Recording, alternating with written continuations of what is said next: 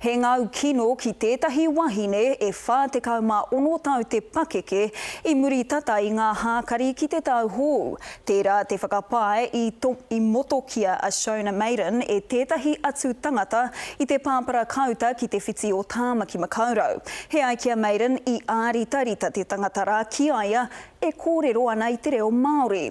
Mō te roa ngātu kia moko whiti atu tātou kia Peata Melbourne, Peata. Ai Orini e kōrero hau kia Shona Maiden I te ata nei. Nā notai nui tōna māma, me te mea nei kua whakamākatoa ia I tōna āhua. He mataku hoki ki te wehi I tōna kaina.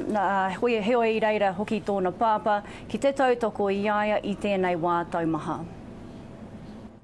Koe nei pea te mutuna mai o te kōrero Māori. He niho more, he maru hoki. Who gives him the right to knock me out over our own language and our own country? E rima rā whai muri, e rima ōna niho e ngaro ana, he maru kai tōna ringa me te taha o tōna tinana. There are people leaving and I yelled out ka kiti anoa, and this male come up to me quite stocky-bald and said, how dare I speak that language, you pālangi, and he said a few other rude words to me, you fat, ugly white. Ka atahi te raru, ka timata. I turned around and told him to get effed, and next minute I was knocked out. While I was knocked out, he was still laying into me. He māma hoki te kite I tōna mataku. I never ever want to go out again. Sort of like, I don't feel safe to go out. I've even told my kids to be careful because they speak Māori fluently. Me te pukuriri rawa a tōna pāpa Pākehā. He's a gutless wonder. I'm bloody wild. E whāwana tamariki, e ruawana mokopuna.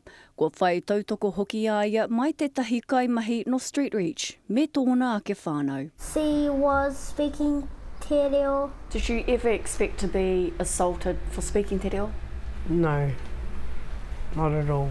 Ko te whakapae ki waho tonu o tēnei pāpara kauta ki te whiti o Tāmaki, I patua Shona Maiden e Ernest Opai I ngā haura moata o te tauhou. We know who's done it and we're trying to find him at the moment. E puta tēnei kōrero a te komihana tangata e mea ana, kāre he pai te patu tangata, kāre hoki he pai te kanga a iwi. I'd like to see him do jail. He's really, like, messed my face up, so I'm embarrassed to go anywhere. I've got a lot of dental work to look at and it's very painful. Ka aroha hoki te wahine rāna reira Peata, hea ngā kōrero hou kua waha mai ngā prihimana? O ko tā rātou waha mai ki au, hei a pōpō ka tukuna nā whakāturanga CCTV ki a rātou. Ki reira ka mōhio wai pēr, hea hanga mahi a te tangata nei, o tira rātou katoa I reira I ngā haura moata o te tauhou. Tēnā rawa atu koe I ēnā whakamārama Peata Melbourne atu I tā mātou taiwhanga pāho I Tāmaki Makaurau.